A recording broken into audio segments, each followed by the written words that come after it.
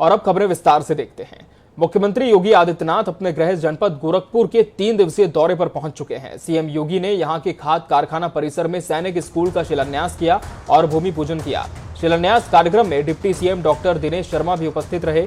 वहीं सीएम योगी प्रधानमंत्री नरेंद्र मोदी के हाथों सूबे के 9 मेडिकल कॉलेजों के लोकार्पण कार्यक्रमों की तैयारियों का जायजा लेने के लिए शनिवार को देवरिया और रविवार को सिद्धार्थनगर का भी दौरा करेंगे। सीएम योगी शनिवार को गोरखनाथ मंदिर में जनता दर्शन कार्यक्रम में शामिल होंगे। इसके बाद गुरु पूर्णिमा उत्सव में सीएम योगी गोरक्षपीठाधीश्वर श्रद्धालुओं को आशीर्वाद देंगे। सीएम देवरिया जिले में बनकर तैयार मेडिकल कॉलेज का निरीक्षण करने के लिए रवाना होंगे। इस निरीक्षण के दौरान सीएम जनप्रतिनिधियों से भी मुखातिब होंगे, फिर वो गोरखपुर लौट आएंगे। रविवार की सुबह में फिर से मंदिर परिसर में जनता दर्शन में लोगों की फरियाद सुन प्रधानमंत्री नरेंद्र मोदी की 30 जुलाई को सिद्धार्थनगर में होने वाली जनसभा के मद्देनजर तैयारियों का जायजा लेने रवाना हो जाएंगे और वहां से सीएम अयोध्या के लिए प्रस्थान कर जाएंगे। आज इस स्कूल के शिलान्यास का कार्यक्रम संपन्न हो रहा है। इसके लिए विभागीय मंत्री उप मुख्यमंत्री डॉक्टर दिनेश शर्मा जी को हृदय से धन्यवाद देते हुए आप सभी को हृदय से बधाई देता हूँ कि सैनिक स्कूल प्राप्त होना अपने आप में एक बहुत बड़ी उपलब्धि है। हमारी जो पीढ़ी यहाँ पर पढ़ेगी वो अनुशासित पीढ़ी होगी। देश के अंदर विभिन्न क्षेत्रों में से जाने का अवसर प्राप्त होगा और सेना में भी उच्च पदों पर सेवा करने का एक अवसर उसे प्राप्त होगा। इसके लिए मैं आप सबको आने वाली पीढ़ी का अभिनंदन करके भी हृदय से बधाई देता हूँ। देश के अंदर सैनिक स्कूलों का अपना इतिहास है।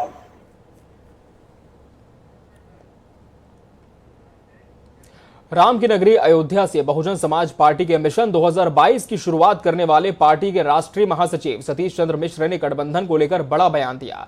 अयोध्या में हनुमानगढ़ी और श्री राम लला जन्मभूमि मंदिर में दर्शन पूजन के बाद सतीश चंद्र मिश्र ने कहा कि बसपा ने तो उत्तर प्रदेश में 2022 में होने वाले विधानसभा चुनाव के लिए जनता से गठबंधन किया। इस दौरान सतीश मिश्रा ने कहा कि लोग पूछ रहे हैं कि हम अयोध्या क्यों आए हैं, तो मैं कहता हूं कि क्या भाजपा की ठेकेदारी हो गई है अयोध्या पर। भगवान राम को वर्षों भाजपा ने टेंट में रखा, जबकि केंद्र और प्रदेश में सरकार भाजपा की थी। बसपा महासचिव ने आगे कहा कि असली ताकत तभी मिलेगी जब ब्राह्मण एकजुट होगा। तो एक बार फिर से राम नाम की जो लड़ाई है वो 2022 के चुनाव में भी देखने को मिल सकती है। बसपा महासचिव ने साफ कह दिया है 2007 में बसपा ने सबसे ज्यादा ब्राह्मणों को टिकट दिया, ये भी कहा, और प्रदेश की सत्ता में अब ब्राह्मण खेल देखने को मिल रहा है। 2007 में आपको बता दें टिकट दिया था और 2012 में समाजवादी पार्टी ने ब्राह्मणों को टिकट दिया था, ये भी कहा है पार्टी सचिव ने। प्रदेश में 40% ओबीसी और 21% दलित मतदाता हैं। उत्तर प्रदेश में वोट बैंक की हम बात करें तो करीब 19% मुस्लिम, 12% ब्राह्मण का वोट है और ब्राह्मणों को साधने की कोशिश अपने भाषण के जरिए की है बसपा महासचिव ने। उत्तर प्रदेश में 7% ठाकुर का वोट है। उत्तर प्रदेश में वोट बैंक हम आपको दिखा रहे हैं ग्राफिक्स के जरिए। उत्तर प्रदेश में 7% ठाकुर का वोट है।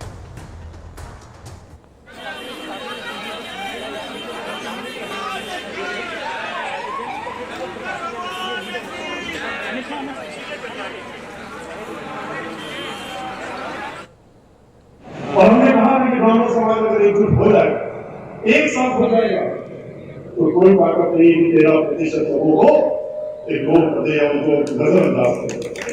लेकिन अगर आप 1-2% करके इधर उधर भटकते रहोगे तो ऐसे ही भटकते रहोगे। उत्तर प्रदेश में ब्राह्मणों की राजनीति एक बार फिर शुरू हो गई है, जहां बीजेपी लगातार ब्राह्मणों को मनाने में अपने तरकश में लगातार नए तीर सजा रही है। वहीं दूसरी ओर बसपा फिर 2007 का नारा ब्राह्मण शंख बजाएगा हाथी चलता जाएगा को दोहराने की कवायद करने में लगी है। सपा भी कहीं इसमें पीछे नहीं है। आखिर क्या है इस ब्राह्मण कार्ड की रणनीति? क्या ब्राह्मण तय करेंगे सीएम की कुर्सी? देखिए खास रिपोर्ट।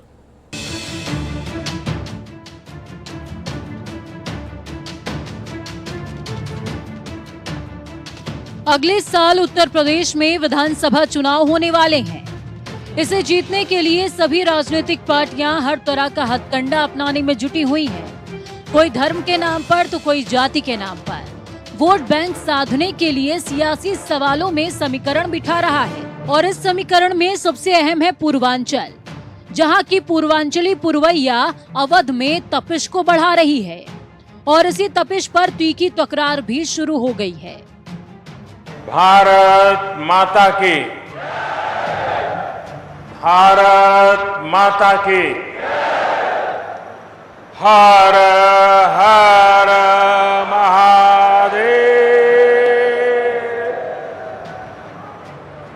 पूर्वांचल में पीएम का ये शंखनाद सबसे बड़े सूबे के सबसे बड़े सियासी संग्राम के लिए है। सूबे में इसी सियासी उठापटक के बीच ब्राह्मणवाद अब सियासत की धुरी बन गया है। सूबे में योगी सरकार ने ब्राह्मणों को साधने की कोशिश की। बीजेपी ने नाराज चल रहे ब्राह्मणों को मनाने के लिए दांव चला। कांग्रेस के दिग्गज नेता रहे जितिन प्रसाद को पार्टी में लाना बीजेपी का पहला कदम माना जा रहा है। अजय मिश्र टेनी को केंद्रीय मंत्रिमंडल में शामिल करना दूसरा सबसे बड़ा और अहम कदम। इसके अलावा पार्टी की कोशिश होगी कि वो दिनेश शर्मा और रीता बहुगुणा जोशी की बदौलत ज्यादा से ज्यादा ब्राह्मणों को पार्टी की ओर आकर्षित कर सके। सिर्फ बीजेपी ही नहीं बल्कि बहुजन समाज पार्टी भी ब्राह्मणों को साधने की कवायद में जुट गई है।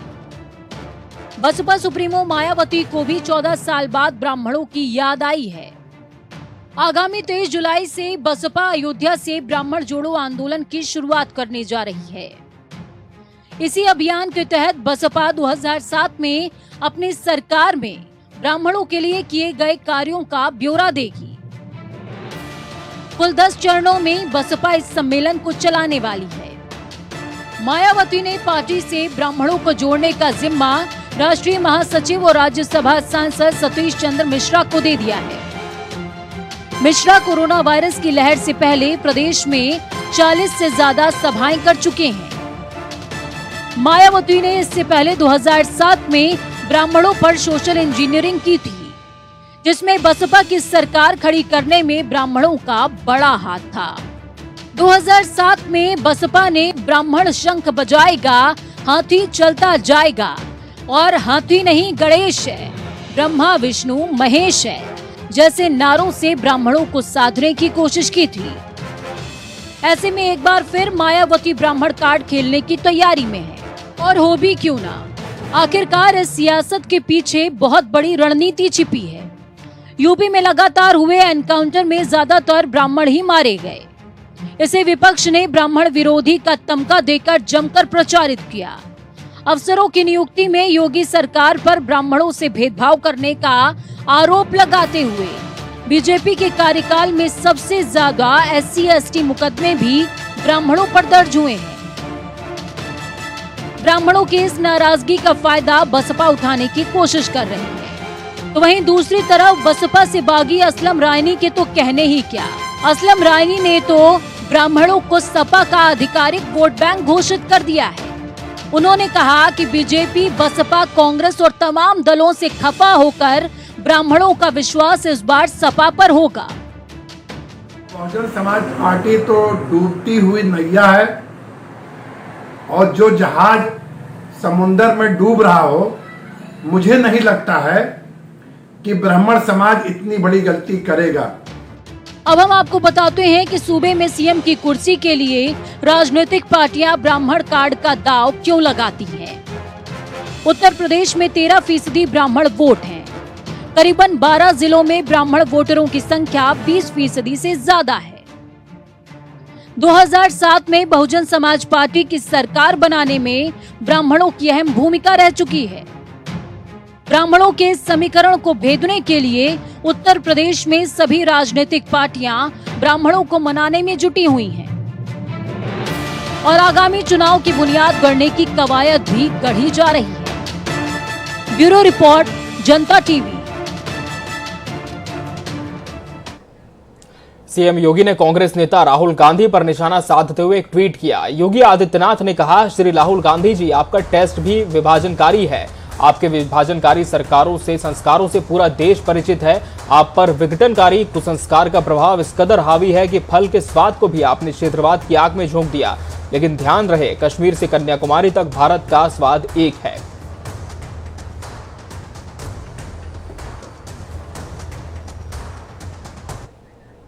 बढ़ते आगे, काशी विश्वनाथ मंदिर और ज्ञान वापी मस्जिद विवाद के बीच एक बड़ी पहल हुई है। सावन से पहले मुस्लिम पक्ष ने हिंदू पक्ष को एक बड़ी सौगात दी है। मुस्लिम पक्षकारों ने मंदिर प्रशासन को ज्ञान वापी मस्जिद से सटी जमीन देने का फैसला किया है। इस फैसले के बाद अब काशी विश्वनाथ कॉरिडोर के लिए 1700 फीट जमीन मिल जाएगी। जानकारी के मुताबिक इस जमीन पर कंट्रोल रूम बना था। बदले में मंदिर प्रशासन ने मुस्लिम पक्ष को 1000 स्क्वायर फीट जमीन देने का फैसला किया है। फिलहाल ज्ञान वापी मस्जिद का मसला वाराणसी कोर्ट में विचाराधीन है।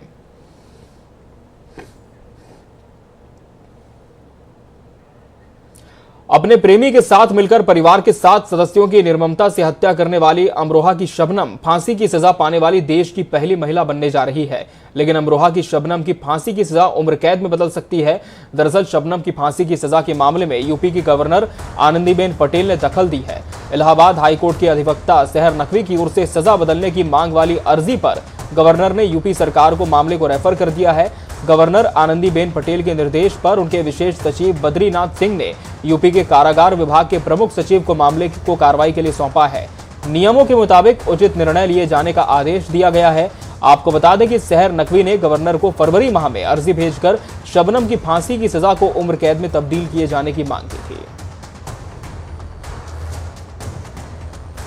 आपको बता दें कि सलीम के बच्चे की मां बनने वाली थी शबनम जब उसने इस वारदात को अंजाम दिया। अपने प्रेमी के साथ मिलकर परिवार के 7 लोगों की हत्या कर दी। सलीम के साथ मिलकर परिवार को खत्म करने की साजिश पहले शबनम ने रची और चूंकि ये बहुत बड़ा जुर्म था इसलिए फांसी की सजा उसके लिए मुकर्रर हुई। खाने में नशे की गोलियां देकर कुल्हाड़ी से 7 लोगों का गला काट दिया। जब हिंदुस्तान के इतिहास में कभी ऐसा नहीं हुआ कि किसी महिला को फांसी हुई हो, तब मैंने माननीय राज्यपाल महोदय को इस पर एक पत्र लिखा। तो मेरे पत्र पे 23/2/2021 को मैंने पत्र लिखा, तो उस पर अब जवाब आया मुझे। जब अब जवाब रिसीव हुआ तो रिलीफ था, उसमें अच्छा खासा रिलीफ दे दिया है उन्होंने। प्रमुख सचिव कारागार को उन्होंने डायरेक्शन दे दिया है, इस पर ऑर्डर कर दिया है, उसको डिसाइड करने विधि के अनुसार उसे डिसाइड करने का आदेश दे दिया है। तो ये एक बड़ा अचीवमेंट था और मुझे बहुत खुशी है कि मैं सक्सेस हो पाई, कामयाब हो पाई किसी लेडीज़ को न्याय दिलाने में। न्याय देखिए प्रक्रिया ये है कि जब नहीं हुई है आज तक ऐसी चीज़ें तो होना भी नहीं चाहिए। और फांसी क्या है कि किसी को जिंदगी का सवाल है, जान का सवाल है। प्रदेश के चिकित्सा, स्वास्थ्य एवं परिवार कल्याण मंत्री जयप्रताप सिंह अंत्योदय कार्ड धारक परिवारों को मुख्यमंत्री जन आरोग्य अभियान में शामिल किए जाने के संबंध में लखनऊ में प्रेस कॉन्फ्रेंस की है। स्वास्थ्य मंत्री जयप्रताप सिंह ने कहा है कि यूपी सरकार ने समाज के अंतिम पायदान पर खड़े अंत्योदय कार्ड धारकों को भारत सरकार द्वारा संचालित आयुष्मान भारत प्रधानमंत्री जन आरोग्य योजना की तरह 5 लाख रुपए तक निःशुल्क चिकित्सा सुविधा देने का फैसला किया है। प्रधानमंत्री जन आरोग्य योजना जो सितंबर 2018 में लॉन्च हुआ था, जिसमें भारत के SECC डाटा 2011 के आधार पर उस समय लगभग उत्तर प्रदेश के अंदर 1.18 करोड़ के परिवारों को लाभान्वित करने के लिए अन्य देश के साथ में ये उत्तर प्रदेश की आंकड़ा तब के दिया गया था 2018 में। और इसमें अभी तक हमारे जिन परिवारों को कार्ड अभी तक मिल चुका है उत्तर प्रदेश में, इसमें 1,42,00,000 का कार्ड अभी तक हम लोगों ने गोल्डन कार्ड बना के दे भी दिया है। विंध्य कॉरिडोर के शिलान्यास के लिए 1 अगस्त को गृह मंत्री अमित शाह और मुख्यमंत्री योगी विंध्याचल आ सकते हैं। सीएम योगी और गृह मंत्री अमित शाह के आगमन के मद्देनजर जिला प्रशासन पूरी तरह मुस्तैद है। डीएम प्रवीण कुमार लक्षकार ने विंध्य कॉरिडोर का स्थलीय निरीक्षण किया।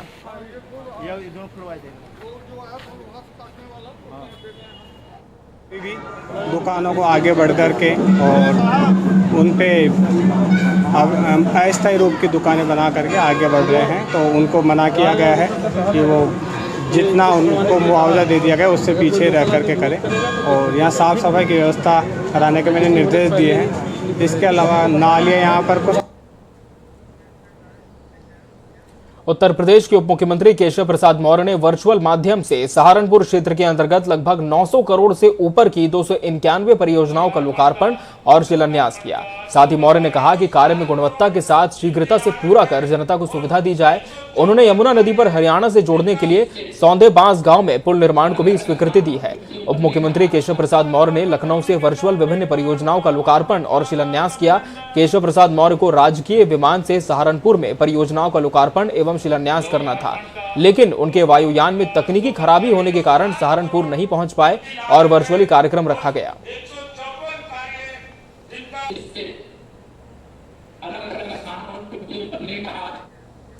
महोबा में निलंबित आईपीएस मणिलाल पाटीदार की मुश्किलें कम होती नजर नहीं आ रही हैं, क्योंकि न्यायालय के कुर्की के आदेशों की अवहेलना पर आईपीएस के खिलाफ मुकदमा दर्ज हुआ है। ये मुकदमा आईपीएस के खिलाफ सीओ तेज बहादुर की तहरीर पर दर्ज किया गया है। आपको बता दें कि आईपीएस मणिलाल इंद्रकांत त्रिपाठी की मौत और भ्रष्टाचार मामले में फरार हैं। आईपीएस मणिलाल पर शहर कोतवाली में धारा 174A के तहत मामला दर्ज हुआ है। खबर मेरठ से है, जहां थाना लिसाड़ी गेट क्षेत्र में शुक्रवार को धीरे धीरे हो रही बारिश के कारण मोहम्मदी मस्जिद की दीवार गिर गई, जिससे आधा दर्जन से ज्यादा लोग गंभीर रूप से घायल हो गए हैं, जिनमें से 2 के मरने की जानकारी दी जा रही है। क्षेत्र में इस हादसे से हड़कंप है। आपको बता दें कि यह हादसा उस वक्त हुआ जब कुछ लोग मस्जिद में बैठकर जुमे की नमाज अदा कर रहे थे। तभी अचानक उनके ऊपर मस्जिद के ऊपर बने कमरे की दीवार गिरने से उसमें वो दब गए। घायलों को अस्पताल की नर्सिंग होम में भर्ती कराया जा रहा है, जिनमें से बहुत लोग दबे हुए हैं। उनको भी बाहर निकालने की कोशिश थी। पुलिस ने इस बारे में 2 लोगों के मरने की पुष्टि की है।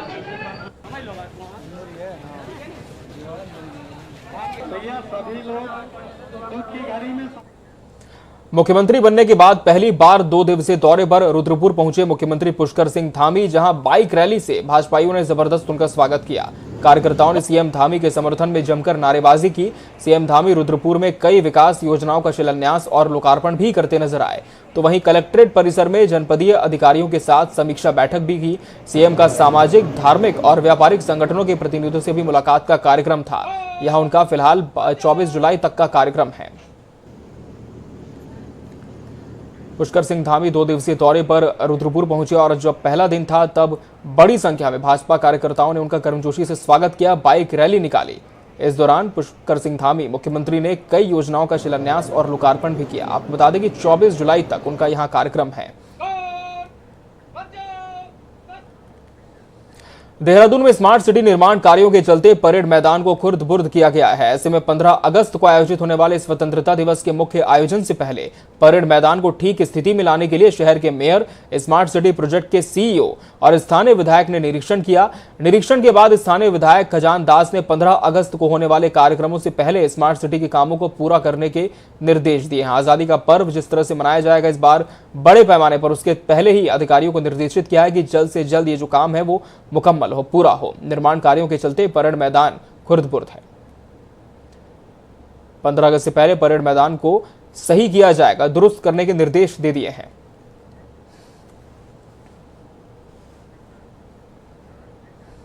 उत्तराखंड की राज्यपाल बेबी रानी मौर्य रुड़की के जीवन दीप आश्रम पहुंची। आश्रम में चल रहे सतचंडी यज्ञ में पूजा अर्चना करने के बाद महामंडलेश्वर स्वामी यतीन्द्रानंद गिरी महाराज का आशीर्वाद लिया। राज्यपाल ने चल रहे यज्ञ के बारे में कहा कि सतचंडी यज्ञ एक धार्मिक आयोजन है जो समाज के सुख समृद्धि के लिए किया जाता है। वहीं आश्रम के महामंडलेश्वर स्वामी यतीन्द्रानंद गिरी महाराज ने कहा कि यज्ञ से, आयोजन से व्यक्ति की मनोकामनाएं पूर्ण होती है, उसके आत्मबल और मनोबल में वृद्धि होती है। आप देख ही रहे हैं जिस तरह से पूरी दुनिया में कोरोना फैला हुआ है, उसकी शांति के लिए उत्तराखंड में हमारे स्वामी जी ने रुड़की में ये सतचंडी यज्ञ कराया है और संभवतः और चलेगा। तो ये कोरोना को भगाने के लिए, कोरोना कैसे जाए उत्तराखंड से और सब लोगों को कैसे शांति मिले, उनका कारोबार कैसे चले, वो कैसे अपनी हर काम में लगें, ऐसी मंगल कामना करते हुए ये यज्ञ हो रहा है। और उसमें मैंने भी आहुति डाली और मैंने भी देवी माँ से यही प्रार्थना की है कि माँ इस कोरोना को जल्दी से जल्दी हटाओ। खबर देहरादून से है, जहां जिला अस्पताल कोरोनेशन की निर्माणाधीन बिल्डिंग का शिलान्यास पूर्व मुख्यमंत्री त्रिवेंद्र सिंह रावत ने किया था। देहरादून में लगातार हो रही बारिश के चलते कोरोनेशन अस्पताल की दीवारों की छत से पानी आ रहा है, नीचे टपकता रहता है, जिसके कारण बड़ा हादसा हो सकता है। खबर की भनक लगते ही स्वास्थ्य विभाग में हड़कंप मच गया। आनन फानन में स्वास्थ्य महानिदेशक ने सीएमओ को जांच के आदेश दिए हैं और निर्माणाधीन कंपनी का बजट रोकने का आदेश है। साथ ही कहा गया है कि विभाग ने जांच टीम का गठन भी किया है।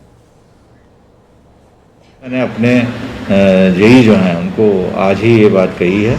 साथ में मेरी महानिदेशक महोदया से बात हुई। उन्होंने कहा कि जो इलेक्ट्रिकल विभाग के जो इंजीनियर हैं महानिदेशालय में वो भी आ जाएंगे। साथ में हमारे यहाँ से जो सिविल वर्क देखते हैं जेई साहब ये भी हो जाएंगे। तो ये लोग जाकर के उस बिल्डिंग का निरीक्षण करेंगे और उसके बाद आख्या देंगे और इन्हीं की आख्या के पश्चात उस बिल्डिंग का हस्तांतरण संभव हो पाएगा। यदि उसमें खामियां पाई गई तो बिल्कुल भी हस्तांतरण नहीं होगा जब तक कि वो इसको ठीक न कर लें। राजधानी देहरादून के शहर में चल रहे स्मार्ट कार्यों की वजह से जनता को काफी परेशानियों का सामना करना पड़ रहा है। इस विषय का जब स्मार्ट सिटी प्रोजेक्ट के सीईओ को अवगत कराया गया तो उनका कहना है कि उनकी टीम लगातार काम को पूरा करने में डटी हुई है। प्रोजेक्ट पूरा होने का समय 2022 तक का है। तय समय से पहले ही देहरादून स्मार्ट सिटी के रूप में बनकर तैयार होगा।